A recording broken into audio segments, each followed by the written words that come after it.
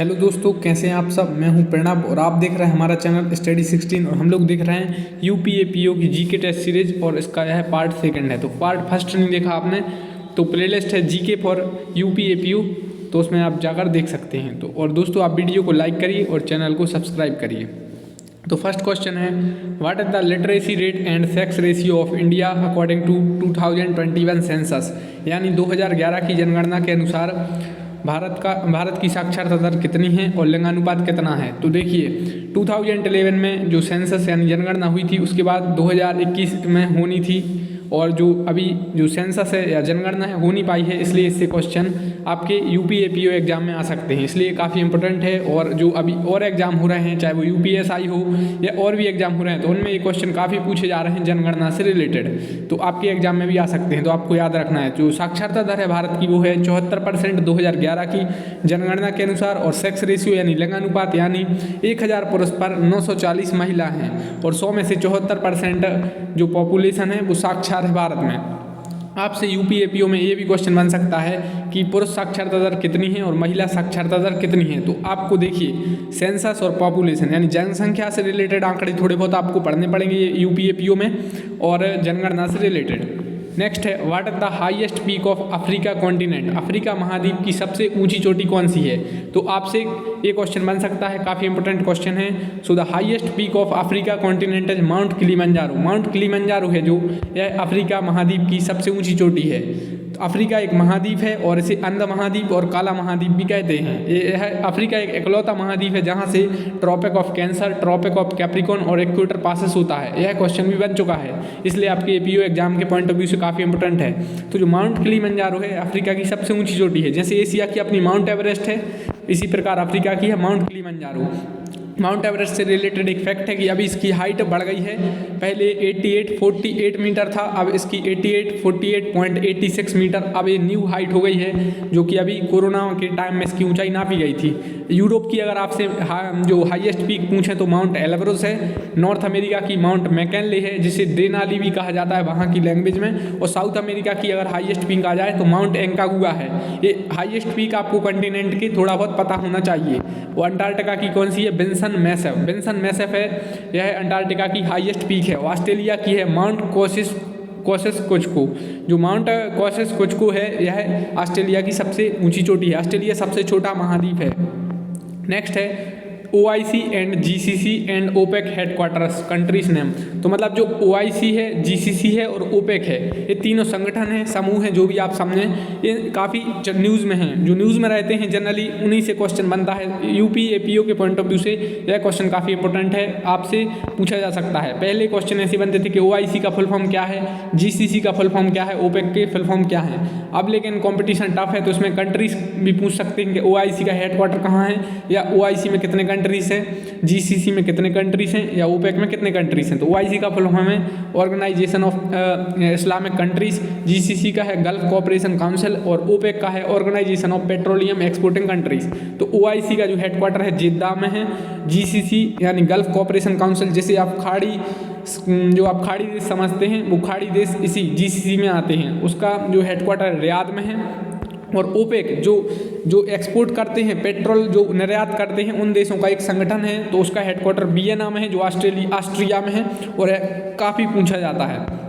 तो OIC का headquarter जेद्दा में है। जेद्दा और रियाद दोनों सऊदी अरेबिया में हैं। जो रियाद है सऊदी अरेबिया की राजधानी है, जबकि जेद्दा एक शहर है, जैसा अपने भारत में दिल्ली और मुंबई है, दिल्ली राजधानी और मुंबई, ऐसा OIC का हेडक्वार्टर जेद्दा में है, वो भी सऊदी अरेबिया में है। और GCC गल्फ कोऑपरेशन काउंसिल का हेडक्वार्टर रियाद में है, भी सऊदी अरेबिया में है। और ओपेक का हेडक्वार्टर वियना में है, organisation of petroleum exporting countries. वो एक और आपने टर्म सुना होगा ओपेक प्लस। तो ओपेक प्लस क्या है आप बताइए कमेंट में। नेक्स्ट है SCO शंघाई कोऑपरेशन ऑर्गेनाइजेशन, ये भी काफ़ी न्यूज़ में है, तो इसके कंट्रीज पूछे जा रहे थे। तो SCO पिछली वीडियो में बता दिया था। SCO का जो हेडक्वार्टर है शंघाई कोऑपरेशन ऑर्गेनाइजेशन, इसका हेडक्वार्टर बीजिंग में है, भारत भी इसका सदस्य है SCO का। नेक्स्ट है 2022 winter Olympic games is played in, यानी 2022 के शीतकालीन ओलंपिक कहाँ खेले जाएंगे। अभी 2020 में जो ओलंपिक होने थे वो 21 में हुए टोक्यो में, तो उससे काफ़ी क्वेश्चन पूछे गए कि जो मतलब अदर एग्जाम में कि ध्वजवाहन जो ओलंपिक समारोह हुआ था, उद्घाटन समारोह में ध्वजवाहक कौन थे, समापन समारोह में ध्वजवाहक कौन थे, या जो उसका मैस्कट क्या था। तो अब 2022 का जो विंटर ओलंपिक होगा इसमें इससे क्वेश्चन बन सकते, तो यही होगा चीन में और बीजिंग में होगा, चीन में होगा जनरली, ये आप याद रखिए। 2022 में यानी 2022 में कौन कौन से स्पोर्ट्स होने इंपॉर्टेंट मेजर इवेंट्स आपसे पूछे जा सकते हैं, चाहे वो फीफा वर्ल्ड कप हो, T20 वर्ल्ड कप हो, इस टाइप से क्वेश्चन बन सकते हैं। नेक्स्ट है after which Harnaaz Kaur Sandhu won the miss universe 2021। जो हरनाज कौर संधू हैं ये मिस यूनिवर्स चुनी गई हैं, इंडिया की हैं 2021 में। तो इससे पहले कौन कौन चुनी गई थी मिस यूनिवर्स, यानी इंडिया से थी और मिस यूनिवर्स बनी थी, तो ये तीसरी शख्सियत बन गई हैं हरनाज कौर संधू। इससे पहले 1994 में सुष्मिता सेन और 2000 में लारा दत्ता, तो ये दोनों मिस यूनिवर्स जीती थी। इस बार कौन जीता है, हरनाज कौर संधू ने मिस यूनिवर्स 2021 इवेंट्स जीता है। तो आपसे क्वेश्चन बन सकता है कि सुष्मिता सेन ने कब मिस यूनिवर्स जीता था या लारा दत्ता ने कब जीता था, तो आपको याद रखना है 1994 में सुष्मिता सेन, 2000 में लारा दत्ता और 2021 में अभी हरनाज कौर संधू ने।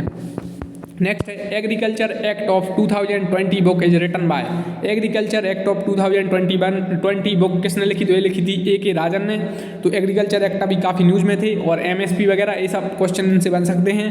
तो MSP का फुल फॉर्म हो या MSP कौन जारी करता है या कितने मतलब जो कितने क्रॉप्स की MSP जारी होती है, तो इस टाइप से क्वेश्चन आपके एग्जाम में आ सकता है APO में, तो आप पढ़िए इसको। तो एग्रीकल्चर एक्ट ऑफ 2020 बुक लिखी थी A.K. राजन ने। वैसे भी एक आध बुक से क्वेश्चन बनता है एग्जाम में। नेक्स्ट है equator have been passed through how many countries.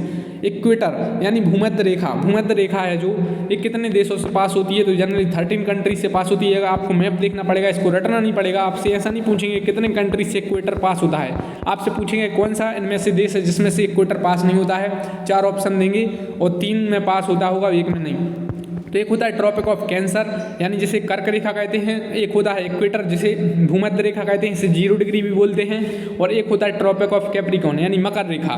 तो इस टाइप से क्वेश्चन बनते हैं। और एक होता है आर्कटिक सर्कल और एक होता है एंटार्क्टिक सर्कल। तो ये आपको थोड़ा बहुत मैप में देखना पड़ेगा और ज्योग्राफी आपको इसकी पढ़ना पड़ेगी। तो ये कंट्रीज नेम है जहाँ से इक्वेटर पास होता है।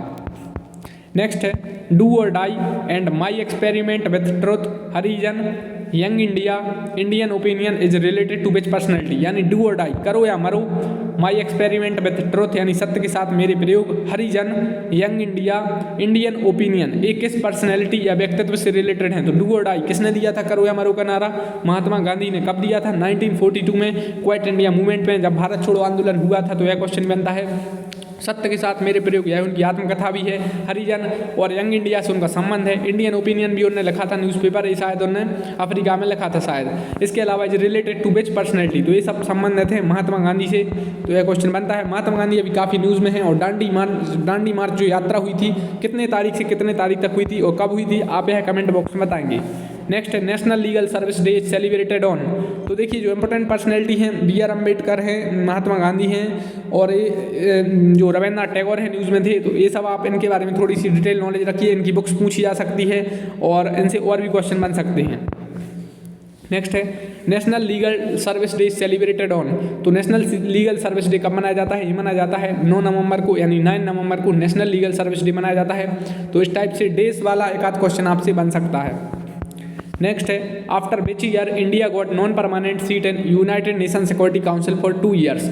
तो भारत ने किस वर्ष के बाद भारत ने 2 साल के लिए UNSC में नॉन परमानेंट जो मेंबर सीट है उसके लिए चुना गया। तो भारत अभी तक 8वीं बार चुना गया है इस वर्ष। इससे पहले 2 वर्ष के लिए इसमें चुना जाता है। जो यूनाइटेड नेशन सिक्योरिटी काउंसिल में है इसमें 5 परमानेंट मेंबर होते हैं, 10 नॉन परमानेंट मेंबर होते हैं। और जो P5 कंट्रीज हैं वो आप उनके नाम जानते हैं। और जो 10 नॉन परमानेंट मेंबर हैं 2 वर्ष के लिए चुने जाते हैं। भारत भी अभी 2021 और 2022 के लिए चुना गया है। और इसमें इससे पहले भारत कब चुनाया गया था, यह क्वेश्चन पूछा गया था 2011 और 2012 में चुना गया था। पहली बार अगर पूछे तो 1950 आज़ादी के 2 साल बाद 3 साल बाद यानी 1950 और 1951 में, और अभी 2011 और 2012 में, अभी लास्ट बार अभी चुना गया है। तो 2 वर्ष के लिए तो 8वीं बार है चुना गया है। नेक्स्ट है who won economics Nobel prize 2021। सो नोबेल प्राइज है, ऑस्कर प्राइज है, दादा साहब फाल्के पुरस्कार है। तो इनसे क्वेश्चन एक आध बन सकता है आपका यूपीए पीओ एग्जाम में, तो आप इन्हें अच्छे से करिए। तो David Card, Joshua Angrist and Guido Imbens, 3 जो पर्सनैलिटी है नोबेल प्राइज मिला इकोनॉमिक्स का 2021 में। जनरली जो नोबेल प्राइज पूछते हैं वो यह पूछ लेते हैं आप कि डेविड कार्ड हैं किस देश के हैं, या जोशुआ एंगरेस्ट किस देश के हैं, या कितने जो पर्सनैलिटी हैं उन्हें इकोनॉमिक्स का नोबेल मिला, 1 को मिला, 2 को मिला या 3 को मिला। इस टाइप से क्वेश्चन बनते हैं। या जो नोबेल प्राइज है कितने फील्ड में दिया जाता है, तो ये सब आपको थोड़ा सा डिटेल में पढ़ना पड़ेगा। नेक्स्ट है 2022 FIFA football world cup played on which country. 2022 football FIFA विश्व कप किस देश में खेला जाएगा, यह कतर में खेला जाएगा। कतर की राजधानी क्या है, दोहा है। नेक्स्ट है विच is the largest river of Asia. Asia की सबसे जो लार्जेस्ट रिवर है वो कौन सी है, तो वो है यांगजी रिवर। इसे यांगटीसी कयांग भी कहते हैं, जो है चीन में है रिवर बहती है। और आपको बताना है वुहान किस नदी के किनारे स्थित है, पिछली वीडियो में बताया भी था वुहान किस नदी किनारे स्थित है। So which is the largest river of Asia. और आपको एक क्वेश्चन और बताना है कि साउथ एशिया की सबसे बड़ी नदी कौन सी है, तो which is the largest river of Asia, Yangtze river है जो एशिया की सबसे लार्जेस्ट रिवर है। नेक्स्ट है blood cancer is commonly known as. Blood cancer को और क्या कहा जाता है, तो ल्यूकेमिया ब्लड कैंसर को कहा जाता है। नेक्स्ट क्वेश्चन है who invented the vaccine of small pox. Small pox की वैक्सीन का जो आविष्कार है या किसने किया था, तो यह किया था एडवर्ड जेनर ने। तो जो कोविड-19 आया है इसलिए अभी क्वेश्चन बन सकते हैं आपके वैक्सीन से रिलेटेड, बैक्टीरिया से रिलेटेड, वायरस से रिलेटेड। तो इस टाइप के क्वेश्चन के लिए आप प्रिपेयर रहिए कि who invented the vaccine of smallpox, तो एडवर्ड जेनर। नेक्स्ट है AIDS, Ebola and polio is caused by. AIDS, Ebola और पोलियो यह किस कारण होता है, तो ये वायरस के कारण एड्स होता है। HIV वायरस आप जानते हैं उसका फुल फॉर्म पूछा जाता है, एड्स का फुल फॉर्म भी, और एबोला एंड पोलियो ये तीनों वायरस के द्वारा होते हैं। नेक्स्ट है name of the bacteria which cases tuberculosis. TB जैसे शॉर्ट फॉर्म में कहते हैं। तो भारत में कब तक जो टीबी उन्मूलन कार्यक्रम रखा गया है, कब तक भारत टीबी को हरा देगा, यानी पूरी तरीके से समाप्त हो जाएगी भारत में कब तक टीबी, आप कमेंट बॉक्स में बताएंगे। तो name of the bacteria which cases tuberculosis, तो माइक्रोबैक्टीरियम ट्यूबरकुलोसिस है, उसके कारण टीबी होता है। नेक्स्ट है what is the name of male and female sex hormone. Male and female sex hormone का क्या नाम है, तो टेस्टोस्टेरोन है जो, और ईस्ट्रोजन है। तो ये 2 हार्मोन है। तो टेस्टोस्टेरोन है जो मेल सेक्स हार्मोन है, और ईस्ट्रोजन है फीमेल सेक्स हार्मोन है। कई बार क्वेश्चन बना है कि ईस्ट्रोजन कौन सा हार्मोन है और टेस्टोस्टेरोन किससे रिलेटेड है, तो इनसे क्वेश्चन काफ़ी बनते हैं एग्जाम में। नेक्स्ट है which hormone is called the emergency hormone. किस हार्मोन को इमरजेंसी हार्मोन कहते हैं, तो यह कहते हैं एड्रेनलिन को, एक हार्मोन है। नेक्स्ट है what is the RT-PCR and western blood test. आपने न्यूज़ में सुना होगा RT-PCR, एक आपने एंटीजन टेस्ट भी सुना होगा कोविड-19 के टाइम्स में। तो RT-PCR क्या है, एक टेस्ट है, और वेस्टर्न ब्लड भी एक टेस्ट है। एक एग्जाम में यही पूछ लिया था, तो ये मैंने आपको रखा है यहाँ पर टेस्ट सीरीज में।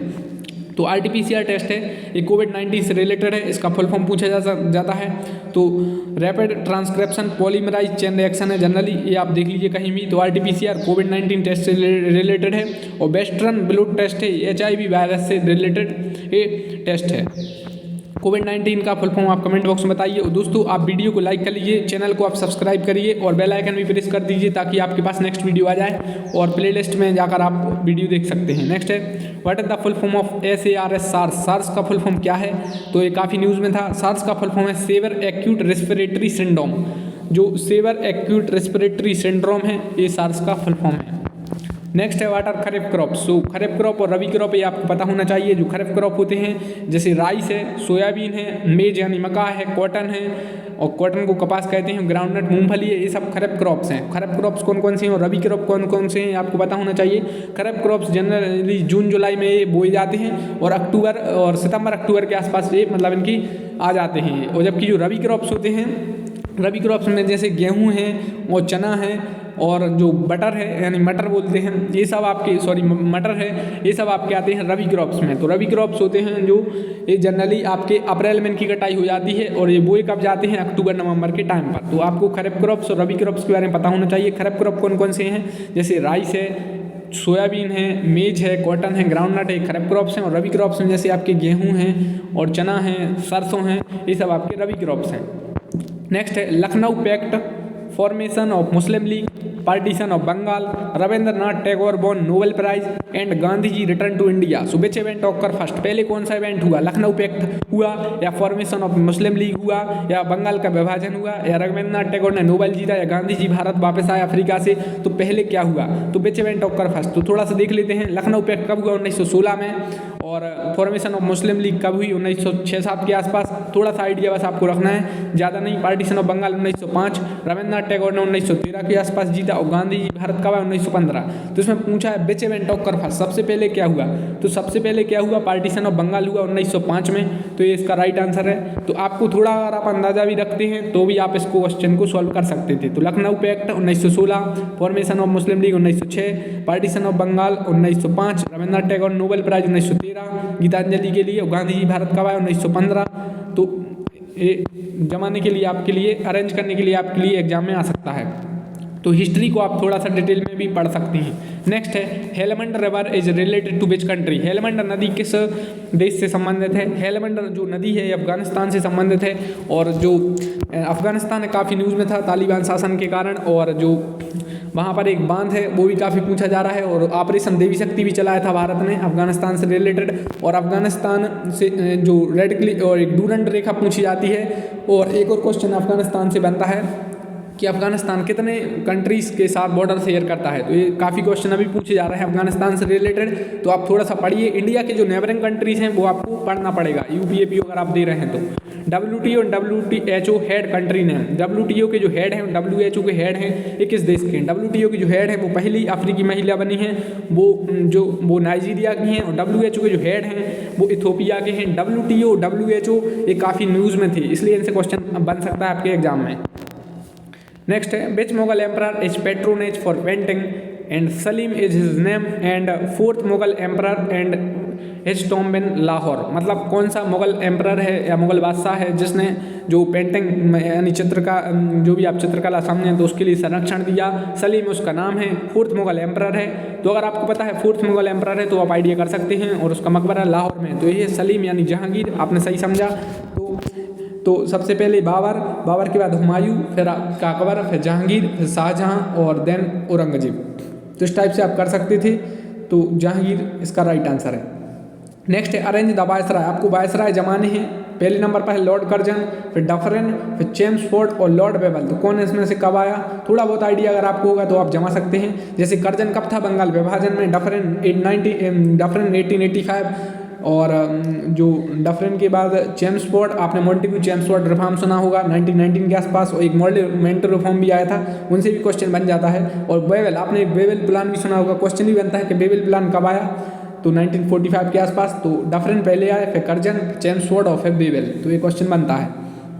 नेक्स्ट है how many event take place in 2022, important events जो 2022 में कौन कौन से होने हैं। तो फीफा वर्ल्ड कप होना है, जो फुटबॉल वर्ल्ड कप कतर में 2022 में। इसके अलावा T20 क्रिकेट वर्ल्ड कप होना है, ये ऑस्ट्रेलिया में होना है। और इस बार का जो 2021 का जो हुआ वो भी ऑस्ट्रेलिया ने जीता, फाइनल में न्यूजीलैंड को हरा दिया। और जो फर्स्ट टेस्ट चैंपियनशिप ट्रॉफी हुई थी वो भी न्यूजीलैंड ने जीती। इसके अलावा विंटर ओलंपिक गेम्स होने हैं 2022 में, और कॉमनवेल्थ गेम्स 2022 भी होने हैं जो आपके इंग्लैंड में होने हैं, बर्मिंघम में। नेक्स्ट है Poona pact done in which year, Poona pact कब हुआ था, ये हुआ था 1932 में, डॉक्टर भीमराव अंबेडकर और महात्मा गांधी के बीच में। तो ये क्वेश्चन बन सकता है। नेक्स्ट है in which year take place, कौन सा जो इवेंट है वो कब हुआ। तो Chauri Chaura, Jallianwala Bagh, Kakori train action and Chittagong armoury raid. तो इस टाइप से क्वेश्चन आपके बन सकते हैं। चौरी चौरा कब हुआ, 4 फरवरी 1922 को, जलियांवाला बाग 13 अप्रैल 1919 को, काकोरी ट्रेन एक्शन और ये 9 अगस्त 1925 को। काफ़ी न्यूज़ में है काकोरी ट्रेन एक्शन। और कौन कौन पर्सनैलिटी इससे रिलेटेड थी, यह क्वेश्चन बन सकता है। इसके अलावा चिट्टोंग आर्मरी रेड ये हुई थी 18 अप्रैल 1930 को। तो आपसे क्वेश्चन अरेंज करने के लिए आ सकता है कि पहले क्या हुआ, पहले काकोरी ट्रेन एक्शन हुई है, जलियांवाला बाग हुआ या चिट्टोंग आर्मरी रेड हुई। तो आप एक बार फिर से देख लीजिए, चौरी चौरा इवेंट कब हुआ था, 4 फरवरी 1922 को। और इसके अलावा वो जो अशोक आंदोलन था वो भी जो रोक दिया गया था। जलियांवाला बाग कब हुआ, 13 अप्रैल 1919 को, बैसाखी के दिन था। काकोरी ट्रेन एक्शन 9 अगस्त 1925 को, और चिट्टोंग आर्मरी रेड 18 अप्रैल 1930 को। नेक्स्ट है wings of fire ignited minds and target 3 billion book is written by. Wings of fire ignited minds and target 3 billion book लिखी है भारत के राष्ट्रपति भी रह चुके हैं और महान वैज्ञानिक थे और परमाणु कार्यक्रम में भी इनका महत्वपूर्ण योगदान था। तो ये कौन थे? ये थे डॉक्टर APJ अब्दुल कलाम। तो APJ अब्दुल कलाम की बुक है wings of fire, ignited minds and target 3 billion. दोस्तों आप वीडियो को लाइक कर लीजिए और चैनल को आप सब्सक्राइब कर लीजिए और बेल आइकन भी प्रेस कर दीजिए। नेक्स्ट है Abhyuday Yojana and Bhog scheme is launched by which government. Abhyudaya Yojana और भोग स्कीम यानी भोग योजना है, ये किस सरकार ने शुरू की? ये की है उत्तर प्रदेश सरकार ने। अभ्युदय योजना जो कोचिंग से रिलेटेड है, फ्री कोचिंग से रिलेटेड है, और भोग स्कीम ये दोनों यूपी गवर्नमेंट ने लॉन्च की। नेक्स्ट है Chandrayaan 2 and Mars orbiter mission यानी मंगलयान। मंगलयान कब लॉन्च हुआ था और चंद्रयान 2 कब लॉन्च हुआ था? ये क्वेश्चन आपके लिए था लेकिन मैं ये आंसर दे रहा हूँ। चंद्रयान 2 और मंगलयान, इनसे क्वेश्चन बन सकते हैं। तो मंगलयान मिशन जो भारत ने लॉन्च किया था, ये किया था 5 नवंबर 2013 को, और चंद्रयान 2 किया था 22 जुलाई 2019 को। और प्रज्ञान और विक्रम ये चंद्रयान 2 से रिलेटेड हैं। अब आप बता दीजिए कि चंद्रयान 3 कब लॉन्च होगा? तो आप चंद्रयान 3 का बता सकते हैं कब लॉन्च होगा। और होप मिशन एक मंगल मिशन से रिलेटेड है। जो मार्स मिशन अभी काफ़ी न्यूज़ में है, तो होप मिशन किस देश ने लॉन्च किया था, और चंद्रयान 3 कब लॉन्च होगा ये आप बताइए। और वीडियो को लाइक करिए, चैनल को सब्सक्राइब करिए, और GK फॉर UPAPO प्लेलिस्ट है, उसमें आप और वीडियो देख सकते हैं। Thanks for watching the video. Thank you.